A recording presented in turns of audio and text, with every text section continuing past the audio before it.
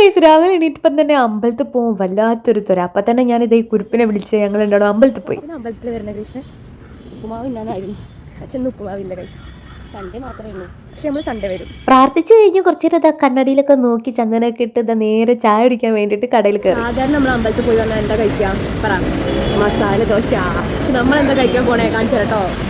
എന്താ ഒരു രസം. എന്താ കഴിക്കണ കൃഷ്ണേ? ചൂടിണ്ടാ? കണ്ടോ പപ്സ് പുതിയത് വന്ന് ഇറക്കുമതി ചെയ്തത് ഇവിടെ തന്നെ ബേക്ക് ചെയ്യണത് അല്ലേ മുകളില്. നല്ല ചൂട് പപ്സ് ആയിരുന്നു കേട്ടോ. നിങ്ങളൊരു കാര്യം ശ്രദ്ധിച്ച ഗൈസ്, ഞാൻ പപ്സ് കഴിച്ചിട്ട് ചുണ്ടിട്ട് പുറത്തൊന്നും ആയില്ല.